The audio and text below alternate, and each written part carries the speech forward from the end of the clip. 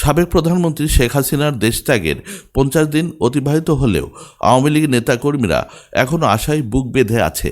খুব শিগগিরই দেশে ফিরবেন তাদের নেত্রী। তবে নেতাকর্মীদের সেই স্বপ্ন পূরণ হচ্ছে না। শেখ হাসিনার দেশে ফেরা নিয়ে কথা বলেছেন ছেলে সজীব ওয়াজেদ জয়। ব্রিটিশ বার্তা সংস্থা রয়টার্সকে দেয়া এক সাক্ষাৎকারে জয় বলেছেন, দেশে ফেরার বিষয়টা শেখ হাসিনার উপর নির্ভর করবে।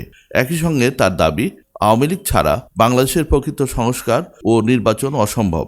এদিকে 18 মাসের মধ্যে নির্বাচন অনুষ্ঠানে সেনাপ্রধান জেনারেল ওয়াকারুজ্জামানের দেয়া টাইমলাইনের বিষয়ে নিজের সন্তুষ্টি প্রকাশ করেছেন সজীব ওয়াজেদ জয়। তবে এই টাইমলাইন প্রত্যাশার তুলনায় অনেক দেরি বলে মন্তব্য করেন তিনি। কোটা সংস্কার ঘিরে শুরু হওয়া ছাত্র জনতার নজিরবিহীন অভ্যুত্থানের মুখে গত 5 আগস্ট প্রধানমন্ত্রীর পদ থেকে পদত্যাগ করে ভারতে পালিয়ে যান শেখ হাসিনা।